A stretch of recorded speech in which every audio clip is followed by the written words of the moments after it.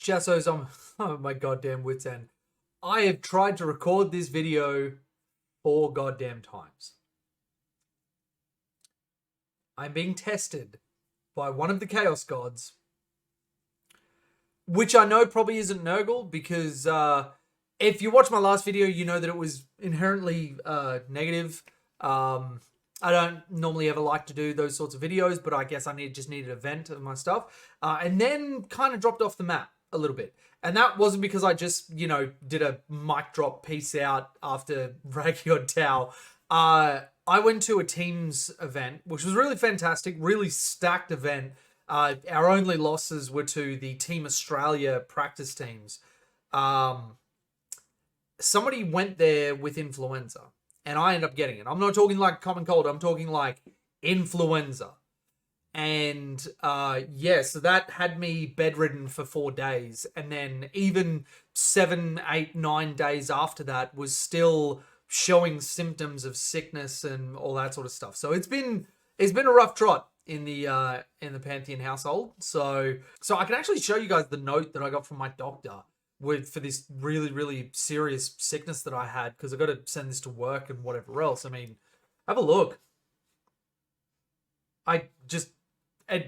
Dr. Yumi doesn't come out for just anything. He only sees me for the really serious stuff. Just, get some time in between. Shit, I don't know what he does. But, it's a good note. But we're back at it now.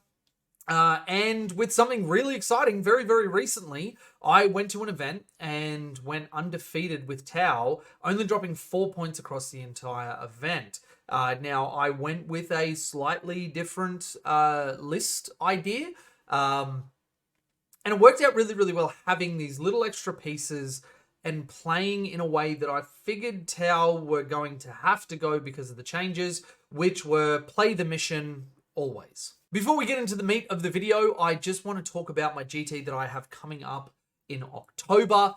We are almost sold out of our tickets. If you want to get yourself into that GT, there's a link down to the Eventbrite in the description. If you're in New South Wales or you're willing to travel for it or whatever, and you just want to come around and say hi or have a look at the event if you're not quite sure, there's been a couple of newer players that have reached out to come and get a little bit of a walk around the tournament and see what a tournament actually looks like. I think a lot of competitive players forget what it's like to be on the outside, not knowing what to expect. So if you're in the area, come down or grab a ticket and you can play as a player.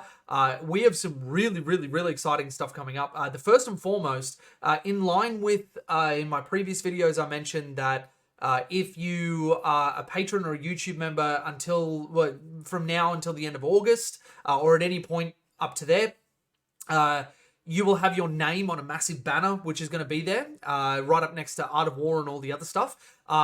I'm also doing, for any of my Chasso tier patrons and YouTube members, you're going to have awards named after you. Like, for example, one of my biggest supporters, and this is the announcement for him as well, Taco, who has made getting all of my meta chasing models possible, my best and fairest award is actually going to be named after him. So there's a bunch of different things, because we're not just doing top 3 are getting prize support. Yes, there will be a ton of prize support going towards them, but we will have giveaways for literally everything. And that leads me into the next part, which is getting on board with supporting the LGS, which is supporting me, Irresistible Force. They are the headlining sponsor for the event. And have a look at some of the stuff that they've sent me. This is ridiculous. All right, this is just what I could carry, but camera, yep. Do you think there's Lionel Johnson in here? There's a whole bunch of boxes. There's a Leviathan box in here. This is the exact reason why I tell people to support your LGSs. Local gaming stores literally care about the community they're in. Yes, they're businesses and they want to, make profit and keep themselves alive and everything else, but they support tournaments, they support events, they have tables for people, they have terrain, they have all this sort of stuff. Hang on, I'm going to put this down. Okay, now with that out of my hands. They are places which literally create a hub for people to come in and play and meet other people. They host events, they support people's stuff. We have in Australia a couple of organizations, you probably got them internationally, like Gap Games, Emperor here, who have like a little section in a news agency, and then that's it. That's their store. They have prices that nobody can match, and they can do that because they have no overheads. They make a tiny sliver of a margin on it, but they don't care about that because they have nothing else to pay for. That is just pure profit, while giving nothing to the community. And like, low prices sound great until you factor in that if somebody's having to keep a store open, having everything else. I got to walk through Irresistible Force. They have a barista which is there to serve people coffee at the actual store. They have tables and tables of terrain, walls of product and paints and everything else. And they host an event every week, if not multiple times in a week. Even just walking through there on a casual, lazy Saturday afternoon, right before you would expect peak hour sort of stuff to go up, there were tables of people that were playing.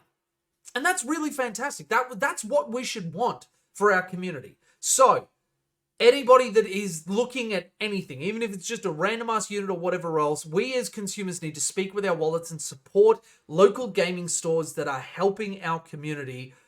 And this one, which has been so incredible with supporting my event. When we're streaming the event and everything else, there will actually be a code for everybody. So keep an eye out for that with the different streaming platforms that we will have there, or the videos, to get free shipping on any of your orders. If you're international and you're not in a position where you can pay shipping rates to come from Australia, go to your local gaming store. I don't care that they're not one of my sponsors. I care that LGSs are the thing that we should be supporting as much as we can. So, Irresistible Force, thank you so much. There's a link to them down in the description. Go and check out some of their stuff and support the places that we need to keep open. All right, so with all that out of the way, Chassos, let's talk about my list. Go through it real quick so you can see the pieces, and then let's talk about how the pieces fit together in order to have some dominant games. And I know what you're thinking, like, oh, Jay, you're probably just seal clubbing, terrible armies or whatever else. No, I versed Eldari Custodes. Well, the first player, yes, it kind of was. He was, by his own admission, not really a competitive player. That happens a lot in round ones. He was playing Dark Angels, which Space Marines are still quite good. That one was actually the only round that I didn't enjoy playing. Even though he said he wasn't a competitive player and didn't know much about the rules, like, he had all of his army rules printed on this sheet that he had that, like, he was referencing the whole time. But then if he didn't know a rule, he would get super prickly when I tried to tell him what the actual rule was. Even to the point where he argued with me that one of my units that had observed for another unit was then not able to shoot their own guns. Not even with guiding or anything else, not trying to add any rules on or stratagems or whatever. Just literally okay, they've observed, now they're going to shoot their guns at that target. And it was like some pulse rifles off the Tetris. Like, it was literally nothing. It was 4 shots because we were out of rapid fire range. Anyway, that one was a little bit of seal clubbing, and I expected to do well into that one. But the other two were definitely not. They were top of the meta armies. So let's go through the list. Let's talk about that, and then we can get into how to make this all coalesce into a win. Okay, so here we have Jay's undefeated tower list. Ride or die, baby. And that is literally just because I had so many piranhas and tetras in my list that I decided to chuck a name to it. But yeah, let's get into the meat of it. So we have a cow unit detachment, obviously, because we have to. This came out to a perfect 2,000 points, which is something that I like. I don't like the new indexing system where you don't have little random things that you can chuck in. I've got characters, then I've obviously got the tetras at the front here just because I ran out of room on the last page. And they were kind of the MVPs of my games anyway. So we have Shadow Sun as the Warlord. We have a Cold Star Commander with Exemplar of the Cow Yun. He has a marker and a shield drone so that when he attaches to the Crisis team, I have the marker-like keyword in the unit so they can either observe for somebody else and give them ignore cover, or, and this is a really, really nice tech piece that people need to rotate into their gameplay, using the coordinated fire stratagem or whatever it is, where the unit observes but also gains the benefit of +1 ballistic skill and ignores cover if they have marker light. So they're giving themselves that, but the interesting thing with that is that it doesn't follow the normal rules of guiding. You don't get a penalty for splitting fire. You just get a flat +1 ballistic skill and ignore cover, which is really, really great if you know that you need to split up the fire, because a 6-man crisis team and a cold star are pumping out 66 shots, which is, when you think about it, pretty ridiculous, especially with Exemplar of the Kalyun having explodes. Even just single exploding 6s, you will get so many of them. Key in having Tetras for rerolls, and you've got a really good capacity to fish for 6s, which is really fantastic. I've got 4 Cyclic Ion Blasters on him. I stand by other times that I've said that commanders need to have output, and it is even more so in this edition, as the 6-man crisis unit, once they're dead, that commander is probably dead as well. So I don't see any benefit in wasting a slot, which can be an extra 3 shots of a fantastic gun on a shield generator or whatever else. There might be hedge cases where somebody's got a game plan where that is important, but for me, that is never the case. So that's how I've got my Cold Star. That is the only enhancement that I've taken. So then we've got an Ethereal on Hover Drone. This guy was fantastic. Now, the reason for that is not because the Ethereal himself is anything special. The CP is great, and it was FAQ'd. I put this in my Reptar video, so I won't dish around for the extra thing. But it was in the rare rules, the rules commentary that a unit can use abilities when they're not on the board. This directly affects the Ethereal being able to generate CP. The other side of it, now I've got a marker drone on him. He cannot guide for other units. He does not have the for the greater good keyword. That is not the reason for having the marker drone there. That is so I can advance him and still perform actions. And this didn't come up in any of my games, but it means that if you bring him onto the board, because as per the GT mission pack for Leviathan, it has it so that your units must come on by the end of turn 3. There's no two ways about that. The core rule says that there is no limitation on that. The GT pack is what puts that limitation there. So what it means is that the Ethereal can just walk on after 3 good turns of generating CP on a 4-up. Yes, sometimes it doesn't happen, but 4-up's going to 4-up. And he can potentially walk on into a position where he's hard to see and then advance further forward. What ended up happening in a lot of my games, this guy got me about, I think it was about 20 to 25 points across the course of my 3 games, because at moments that I draw behind enemy lines or capture enemy outpost or whatever else, he was there to be able to come on. Oh, no, sorry, not capture enemy outpost. Investigate signals and deploy homing beacon. Because he can, most of my opponents didn't have, especially if I was killing efficiently or getting rid of screens or whatever else, there were so many points he could walk on in their deployment zone and just go, cool, this is an action, done. And there was actually, against a Custodes player, it doubled up that a unit that was able to move in there, I had homing beacon and behind enemy lines, 1 unit of Crit Hounds was able to get there, but they had to advance to be able to do it. So they couldn't do the action, which, remember, even though they're OC0, Crit Hounds can do actions like cleanse and whatever else. So they couldn't do the action when they got there. The Ethereal walks on and goes, cool, I am your 2nd unit for behind enemy lines, and also I'm going to deploy Teleport Homer.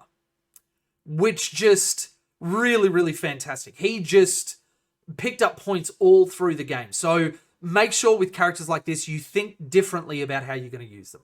The Firesight team, he is there for a little bit of character sniping, a little bit of observing. Most of the time, just sitting on my backfield objective being super obnoxious, because he wasn't easy to be able to snipe out. And as long as I was screening well, stuff wasn't just coming down and insta-giving him. That is all of my characters. I will now go into the rest of my units, because I'm on this page anyway. The Tetras, you can see it's 3 units. They come in units of 2 each. So each unit of 2 has 2 pulse rivals each and high intensity marker lights. High intensity marker lights is what gives the guided unit full rerolls to hit, which is incredibly powerful. 2 pulse rifles, they have the rapid keyword. So you've got 4 of them within the unit, and then they can rapid 1. Because they're 30-inch range, you just have to be 15 inches away, which is quite nice. Moving into a lot of the meat of what's going on here. Crisis Battlesuits, we have all of its cyclics, all of its shield drones, and all of its shield generators. Now, I find the shield generators are a must-have. If you go into T-Suns, have your armor save turned off, doesn't matter, you've still got a 4-up, and there is a lot of high AP that can go into vehicles that you will want to, because you're only on a 3-up. And because of the new cover rule, you can never go to a 2-up with AP 0, which means that you're functionally ignoring AP 1 to be on your 3-up, when you're in cover, that is. And even if they've got AP 1, they're pushing you to the 4-up, which is whatever. As soon as you start getting into AP 2 and 3, which came up against the Hellblasters and a couple of other things, it also came up against the Dark Lancers and the Bright Lancers for the Eldari player. Being on 4-ups is so nice. Now, did I fail a ton of them? You fucking bet I did. But, I didn't change the thing up the top there. Apologies. That should say 2,000 points. Did I fail on my 4-ups? Yes, I did. And did the Eldari player roll maximum damage on his Dark Lancers each time it went through? You fucking bet he did. But having said that, just because maths wasn't in my favor for that one doesn't mean that it's not now. Cyclic Ion Blasters are just straight up the best gun. Like, no two ways about it. If you're taking anything else, you are really robbing yourself of what the great power of the Cyclics is, which is that I have 66 shots, including a commander, of Strength 7, AP 1, Damage 1, with my army rule ignoring cover on 3s. If I need to overcharge, and be very careful about when you overcharge, because mathematically speaking, you should lose 2 suits when a full 6-man unit shoots as you roll a hazardous test for each gun with the hazardous keyword that's shot. So if you're rolling, what have we got there? 18 cyclic. So you're rolling 18 dice. You should roll between 2 and 4 ones, just mathematically speaking. You may spike, it may be worse. I definitely did worse. I rolled 5 ones against the Dark Angels, and wiped out 3 suits as one was on 3 wounds, leaving the commander all on his lonesome. By that point, it didn't matter because I basically tabled the guy, but that is something that the best players will know when to overcharge and when to not. 2 units Crit Hounds, I had a bunch of points lying around, so that's where the Ethereal and the Crit Hounds came into it, and they just function as action monkeys. They are very, very quick for getting into my opponent's DZ. I do not have them fill the role that they used to, which is running off and grabbing objectives. I can use them to move block, and I have a couple of times, but they have actually been really fantastic for playing the mission, so I don't tend to throw them away like that. I've got 2 Ghost Kills, both equipped exactly the same. Battlesuit Support Systems, which replaces the smoke keyword and gives them fallback and shoot. Cyclic Ion Rakers and Twin Fusion Blasters. You can go for the Fusion as the main gun. I don't like it because it's too short a range. Cyclic is much, much better. You get 6 shots. You can overcharge for 3 damage. It's perfect into Marines and Terminators and all the things at that breakpoint. So, yeah, really fantastic. The Ghost Kills did amazingly. And I ended up playing, and I'll get into this more after the list, I ended up playing them more as distraction carnifexes as opposed to, protect them, sit at the back of the board, and keep them as resources. Because that, in my mind, is not what they are. I had 1 stealth battlesuit team. They have to take a homing beacon. Fusion blaster on the main guy as well as battlesuit support system, so he can fall back and shoot. It doesn't affect the 2 guys with burst cannons. It is just the model that holds it that gets to do that.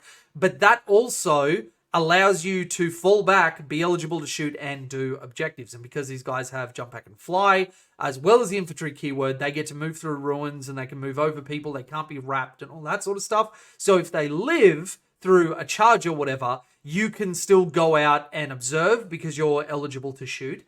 And you can also go and do cleanse or investigate signals or whatever you need to do there. 3 piranhas, they are single model units, so 3 single mans. They've got fusion blasters each. That you cannot go past that. It is a Melter 4 gun on a hull that has a 9-inch pre-game move and a 14-inch move. Generally speaking, if I wanted that +4, I was getting it. So D6 +4 gives people a lot of pause, especially when every single one is rocking double Seeker missile. And then the Twin Pulse Carbine is a very nice tech piece, as you get assault on those platforms, which means that even if they're not going to shoot, you can still advance them and do certain things. I wasn't doing that as I needed their output. But just remember, you do have the twin pulse carbine with assault and also twin linked for what it's worth, which I definitely forgot through my games now that I think about it. The assault keyword in this edition has become really great, which is also why we see the Cold Star coming in for the 12-inch move and assault on all the guns, which means that our crisis suits can auto advance 18 and still have access to everything they would normally be able to do. Don't forget as well, coming from 9th, there is no longer a -1 to hit for assault. You just get to advance and shoot. Then moving into our anti-tank solution, I opted for the broadside battlesuits. 330 points, less expensive than Reptar by a fair amount, which allowed me to plug in piranhas and whatever else. The heavy rail rifles, when you've got 6 of them with Tetras giving full rerolls to hit, or a stealth battlesuit team giving reroll 1s to wound, they are fantastic. I opted for the Seeker missile for each of them. They're all rocking shield drones so that you have 10 wounds a model, and weapon support system so that you can ignore any or all modifiers to hit. There is a ton of that, especially going into Eldari. It was really nice that he'd go, I'm going to lightning fast this, and I'd go, hey dude, doesn't matter. I ignore that. It'll matter for the later units, but not for this one. And they go, oh, okay, yeah, well, I guess I won't then. Also allowed them to pick up the Incarn, which was fantastic. The Incarn was in combat with my Crisis team, and as per the new shooting rules, you are allowed to shoot monsters and vehicles that are in combat with one of your units. You do normally suffer minuses for shooting into combat or targeting something which is in there, but not these broadsides. You ignore any or all hit modifiers. Now remember that any or all is not that if you have beneficial pluses to hit, you don't get them. It is you can ignore any or all. So it allows you to choose what you take and what you don't. And that's a holdover from 9th edition with our, with like dense terrain and that sort of thing. All right, so that is the list. Now, how did we pilot this in a way that allowed us to win games? Well, in every single instance, it was all about the principles of screening, about understanding trading, and using units in a way that they may not be beneficial this turn, which is called staging, but beneficial next turn. And I did that quite a lot. Now, this particular event didn't have the density of terrain that we all as players would have preferred. Me and the Eldari player said before the game, we're like, whoever rolls first here is going to win. And I got first. Luckily, it was the only game where that actually mattered. The other 2 games, I went second, which is, you know, it was okay against Custodes because I wasn't in a position to alpha strike him, and I never count on alpha striking Custodes. The Dark Angels player, I really would have preferred to go first, if only for the fact that I would have killed most of his army and I would have avoided any prickly crap that he did and, you know, whatever else. Also, little side story, there was also this random garbage dude who ended up taking 4th on his Iron Hands, Imperial Fists, who ended up like accidentally hitting my car with his army box. And then when I looked at him, instead of being like, oh, sorry, man, he just did it again and smiled. And it didn't leave a mark or anything. And I had to really control myself. I kind of figured that dropping a dude out front of the store that I played. And I kind of knew that if I got out and said anything, you know, those people that are looking for a problem, he was one of those. So there was no damage to the car, and I was like, you know what, whatever, who cares? But really shit that people like that exist. But anyway, I digress. So what did we do to affect a game plan? It was staging, it was trading, and it was screening. Now, I had enough damage mostly, especially because after the initial release of the game, there aren't as many Knights players in my meta as there were before. There are still a few floating around, but a lot of people have started to look at Necrons and GSC and Eldari and be like, cool, these are the boogeymen. Now, luckily, the Eldari player that I was going against didn't have a Wraith Knight, though I still think I would have had a decent time into the Wraith Knight because he didn't tech a Farseer either. So he wasn't getting the -1 to wound on anything. He was rocking a ton of Bright Lances and Dark Lances. He had the Incarn, he had Warp Spiders, he had Shadow Spectres, a lot of the same meta stuff that you would expect. But I approached basically all of my games in a way that I was never giving up something that I didn't plan that I would be giving up. And that can be really, really important. And that is pre-measuring your opponent, asking them questions about where they can reasonably move, their advance and shoot, advance and charge, all that sort of stuff. And in a way, a little bit lucky with the cards that I got. Though having said that, if you look at this list, you see the sheer number of pieces that I have that can quickly move, jump from terrain to terrain to keep themselves safe, and then go out and do the things that I need them to do. The only card that really ever got me to a point where I'm like, I can't do this, was Assassinate against the Eldari player.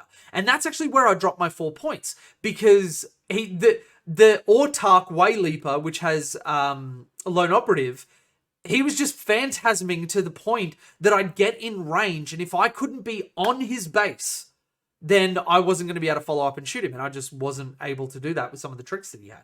That, and there were other scoring opportunities elsewhere on the board, so I've just gone, you know what, I'm not going to get it. I'm going to ditch it and get a CP at the end of the turn. But everything else, everything I drew felt doable, which is really great. And I did draw Capture Enemy Out. Oh no, is it Capture Enemy Outpost? The one where you take their DZ, the objective marker in their deployment zone. And that one I got a number of times, and that's 8 points. Which, being able to take that was really, really fantastic. Even from the Custodes player, which is really great. And the Eldari player and the Custodes player, they're not scrubs. That wasn't seal clubbing. They are decent players who are making good choices. Even to the point where, like, the Custodes player used his CP and his abilities so well that on my turn 2 Cao Yun turn with the Crisis Suits, a 6-man unit of Wardens copped 100 shots, including double exploding 6s. I rolled really hot on those. 2 models died because he popped his once per game 4-up Feel No Pain. I don't know if I've ever been so dejected in my entire life, but then we went on to have a game that was 100 to 90, which is just insane. The 2 armies can score that goddamn high. And really, he missed out on 10 points because he had a couple of secondary draws that were just completely undoable for him. So all of this stuff is to say that the games where I did well, the Eldari was about screening because he had a bunch of deep strikers. I screened the entire goddamn board. And because I went first, I was able to pick up his War Walkers with the Bright Lancers and then make it so that he was on the back foot. And because he was just on his side of the board on these tiny little slivers near the board edges, he wasn't able to get to objectives. He wasn't able to do the things he wanted to do. The ghost kills was so obnoxious because he was coming in those positions because I'd screened out everywhere else. Even stuff with the deep strike keyword was deep striking on the board edge. And it meant that the ghost kills sitting on the objectives with other stuff screening out, he couldn't get to within 12. And even the small times that he did with Shadow Spectres and Warp Spiders, they just bounced. I was a 2-up in cover with blank 2 sources of damage, which happened a bunch of times where he got Bright Lancers in range. 2 of them would wound, and I go, cool, I'm blanking those. Just done. Straight up. And it meant that, you know, I had this power to be able to use intelligent play to be able to lock out the board. And even against the Eldari player, he was getting to the point where he was killing off a lot of stuff. Like the Crisis unit got done, the Stealth Suits, all of the Piranhas, all of the Tetras, they all got done. But because I had the Ghost Kills and Shadow Sun being in positions that they needed to be in, with just the right amount of movement to get to where they needed, even factoring in going around buildings and the like, because we're not infantry anymore. I mean, Ghost Kills never were, but like, you know, Crisis and the Cold Star Commander and Shadow Sun used to be able to just go through ruins, which we can't anymore. So make sure you keep an eye on that and plan that for your movement as well. But just being a scoring machine is a new form of fun that I haven't really had with Tau. And especially because I plugged in the Piranhas and the Tetras, I kind of want to build a list where I'm rocking 9 Piranhas, because you can have 3 units of 3, the 6 Tetras, and then fill in everything else that I can around that.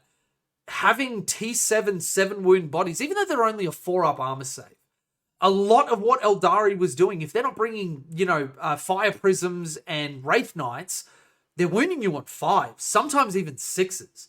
And that feels bad. They don't have the dice to be able to deal with that. And yes, they can mortal wound, but you've got crisis bombs running around. You've got broadsides on the back of the board that can see anything on sight lines that they have. They have bigger things that they want to spend those fate dice on, or protecting against your piranhas that run up and go, cool, I'm 3 inches away from you. Here is a Melter 4-shot. Tetras are going to observe for them, so they've got full rerolls to hit. If I've got a 3-man unit and I've got 3 shots at a decent-ish strength, that a Melter 4, as well as 6 Seeker missiles coming through, that's a lot of dead stuff. That is. Oh, and again, thank you to Taka for making it possible for me to have piranhas and tetras. I could not have run this list without you. You are the absolute MVP. And it's why the Best and Fairest Award is going to be named after you at my event. So what I want everybody to think about coming away from this. Yes, my last video was inherently negative. But what I want you to think about is changing the way we see our Tau and moving it into a different sort of place. Now, will I do that against all of the armies that exist in the game? No. I don't know how the Knights matchup goes, honestly. I need to play it and maybe get stomped by it just to see where I sit. Maybe I can move, block, and do all that sort of stuff. Oh, and for anybody that's interested, if you're new to my channel and you haven't watched every video that I've done, go and watch the Crude Hounds video, the But Why Crude Hounds, and go and watch the, there is a screening guide, and also the Devilfish video. Even though those are 9th edition, just tune out the 9th edition rules that I might talk about. Look at the core principles. And I may even redo this as a massive video filmed on the studio table behind me. But those principles never go away. And that is why good players, the best players you will see, edition to edition, will do well even in their first games because they understand those fundamentals. Those fundamentals are what win games. Excuse me. Still recovering from that sickness and my voice is getting a little bit scratchy. So one of the things I wanted to say was that a big thing that will win games is speed. And you'll see in this list, I have speed everywhere. Now, in terms of deep strikes and reserves, I was generally keeping 1 Piranha and 1 unit of Tetras off the board as well as the Ethereal. There is also an argument, and I didn't do this in any of my games, but there's also an argument to keeping the Crisis team in Deep Strike. Now, the reason I say that is that most armies won't be able to full screen you off the board. And when they are deep striking, because of Exemplar of the Cao Yun, they have Cao Yun turned on. So you're coming down potentially in positions that they wouldn't have been able to move to in the first place, especially not move to and be safe from things that can get angles on them. You can bring them down and then nuke something, especially something that they maybe thought was safe. Or if they've screened out effectively, then you go, cool, you've just put all these resources on the back of your board. I'm going to come up and I'm going to score. I'm going to do primary. I'm going to do my secondaries. And I've still got that crisis team hanging over your head. And don't forget, when you come down, turn 2, the rules got changed for Deep Strike with moving afterwards. Our Fire and Faith stratagem happens in a different phase to the time when the crisis suits come down, which is in the reinforcement step of the movement phase. There is no longer a caveat that says that you are not allowed to move for any reason after you come in from reserves. So, if you've got the 2 CP, and you should, because it's turn 2 and we've got an Ethereal, so that's 2 turns of trying to generate CP as well as the natural CP you get, as well as potentially discarding secondaries that you're not happy with at the end of your turn for CP. Bear in mind, that does not get around the only get 1 per turn. So if the Ethereal generates 1, discarding a card does nothing for you except allow you to draw a new one. Anyway, you can come down 9 inches away from an objective, for example, that you've got a card that you need to hold that objective at the end of your turn. Tempting Target sticks out to me. And you go, cool, Crisis Team comes down, nukes the unit that's on it, and then I spend 2 CP and they walk onto that point because it's a normal move now. That's 12 inches with a Cold Star. Nobody really can screen you away from doing that effectively because generally armies don't have enough to be able to do that. So it's really fantastic. And don't forget also the Fire and Fade stratagem is no longer first thing that you do in your shooting phase. That was a 9th thing. This is just whenever the unit activates. So if I'm in a Knights matchup, for example, and I got a big boy sitting on my point, I activate my melters, I activate my broadsides, and then the crisis go. Even though I'll be wounding on 5s, I go, cool, I'm throwing all this at you. You're already wounded or potentially have been picked up by the other guys. And then they just shoot at something else or they don't activate. They activate to shoot, don't shoot anything, and then fire and fade, which you are allowed to do. Anyway, there was a lot of talking. There was a lot of jank that I tried to throw in, little tips and tricks and everything else. There is so much more that I can talk about. That'll be coming in future videos. I want to make a video dedicated to the piranhas and to the tetras and all that sort of stuff and show you on the board how I use them. Because I'm not sick anymore, I will actually be able to make content. Also, if you are watching this after I've edited and just uploaded it, within, an hour, 2 hours of doing it, I'm going to be streaming tonight, jumping on Twitch and maybe doing some Baldur's Gate 3 or just whatever takes my fancy. So there'll be a link in the description down to my Twitch channel. If you're not following that, then do that. I'm not super regular with it, but it's something that's kind of nice for if I'm going to be doing it anyway, just to hang out with people and chat and, whatever else. People can ask me questions about their Tau army. So thank you very much. Thank you to Irresistible Force. On screen now will be all of my patrons and YouTube members who make all of my videos possible. And even more than that, give me the security that I can get sick and be bedridden for 4 days and still come back with resources enough to be able to upgrade my setup and, keep these videos rolling and move to bigger and better things as we go on month to month. All of these people will be showcased at my GT. If you would like your name on that banner, or if you would like to join as a Chasseur and get an award named after you, then head down to the link in the description or just click the YouTube membership button down below. All of it helps me out a ton. Thank you so much for watching, and I'll see you in the next one.